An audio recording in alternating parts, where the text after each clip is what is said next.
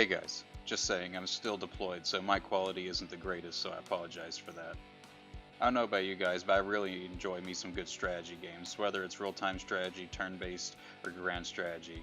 And one of my favorite grand strategy games for the longest time was Crusader Kings 2. This month, Paradox, the creator of the series, announced their newest game, and had been waiting on this pretty much all month to hear about what it was going to be. And yesterday, whenever they announced it, it was none other than Crusader Kings 3. Personally, this was really surprising, and I really wasn't expecting this to be the game they announced, as I knew they were going to announce something, but I was expecting it to be more of a Cold War based game, since they did the announcement in Germany on the anniversary of the fall of the Berlin Wall. I was at work today, and I'd asked my friend what it was, as I'd forgot to look before coming into work, and he told me it was Crusader Kings 3. At first I was like, okay, well, how are they going to make it better and worth me buying it, especially after this last one has like many hundreds of dollars worth of DLC that I've already bought, and seeing as how CK2 had a mass amount of DLC already. He, to my dismay, informed me though that while some of the things in the DLC that were added in the previous game were not going to be carried over, while some things were, and instantly this threw up a red flag for me. So basically you'd be paying full price for a new game, but they'd be cutting a lot of the content they had added to the previous one to make improvements to the system, most likely to just add back in and have you pay for it and sneak it in later DLCs, as has kind of been seen whenever they make a new title, which in my opinion is really underhanded. So now you'll have to not only buy a new game, you'll have to be fed back the same stuff you had already paid for in the previous game, as they wiggle it all into their new DLC for this one, as they're notorious for releasing 10 plus DLC for every game. You know, just keep pushing out that money, as it's really the DLC and add-ons to the games are really their model for making money more than the initial release itself.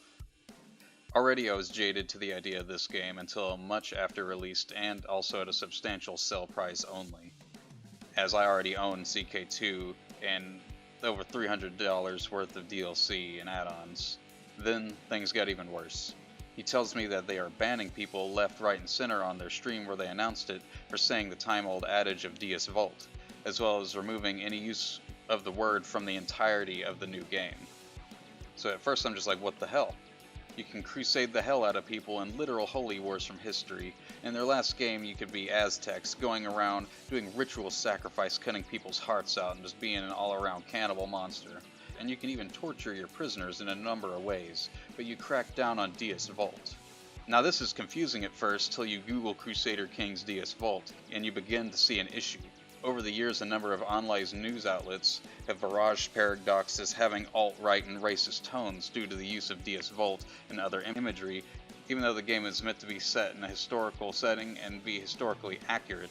They make the case of saying that Deus Vult and Ad Victoriam and certain other phrases that are said throughout history, especially in the crusading eras, are being co-opted by alt-right and fascist movements, and that Paradox is pandering to them by having it in their game, even though it is an accurate depiction by keeping it in the game. However, it looks like in this new rendition they have decided to bow out and give big news what it wants. So long story short, what this tells us that this is not a choice for the fan. This is a choice pandering to political correctness. They are giving and bowing their knee to big media, even though anyone who reads that actually plays their games will call BS and ignore it. This choice is not for the player or the fan. It is for them trying to buy off big media with political correctness, with no regard to what is true and right, just so that they can get them off their back, and a complete disregard of what they think may or may not think is just. However, this wouldn't be the first time that Paradox has caved in from outside influencers. As in CK2, many people also always wondered why China itself wasn't added in, even when they added a Dragon of the East DLC. And we were even lucky to just get India, but even that was with heaps of its own controversy. Just as Blizzard is doing now, Paradox has a history of bowing out to China in order to increase sales by whatever margin they possibly can, at the expense of the product and the fan. China is an incredible censor state, and even today burns maps that include portions of India as not being China. And that was the spiritual energy that fueled the CK2 issues, was that if they did add China that they would want to have to keep it accurate, and people would make sure of that. But accuracy would mean China would not allow it, since there's so much debate internally from China on where their borders begin and end. So when China was added, that is the reason why it was only added as an off-screen empire, so it is completely up to interpretation by the people who are playing it, so that they could appease their Chinese overlords through intentional vagueness. It also seems that many people have taken to review bombing CK2 in order to show their displeasure at the developers. I can't officially tell people to do this, but I will say that I approve of boycotting and cutting into the fat profit margins of companies that bend to people who don't even play their game in censor state countries like China that severely limit freedom. The drama pushers do not buy their game, and giving in to China is throwing away freedom for money, and it is greed incarnate. Developers that do this deserve everything that comes to them and more, so I honestly can't feel bad for them at all.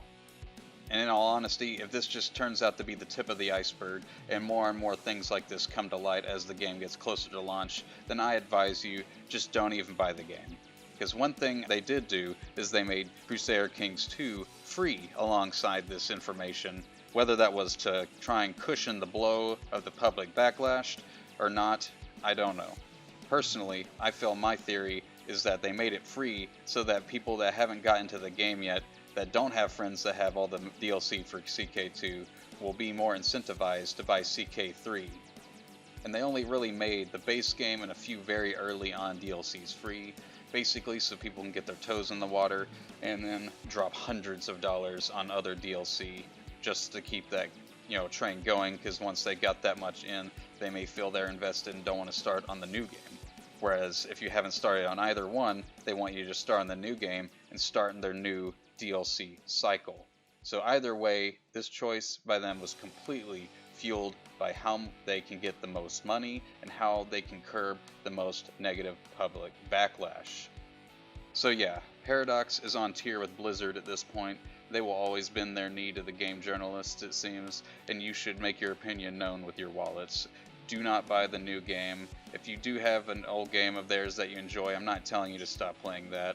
I personally really like Stellaris and the new DLCs that they just announced. I probably still will buy that, but seeing as to how this controversy for CK3 is going, personally I don't recommend buying it. And you could say, well, we could just mod that back in, but they also have a history of purging mods that disagree with the intent of their game. This can be seen in Stellaris, when very early on in its development, someone made a race mod for the European nations, basically to have a strictly European faction, but this was taken down as they were called racists, for merely because they wanted an ethnically European setup. Now, I don't think it would have been taken down if they decided they wanted to make a mod for the African nations or the Chinese nations, but since it was all white people, it was taken as racist. As we all know, only white people can be racist. So that's all I got for you guys. If you want to see more videos like this covering game controversies, then let me know. See ya.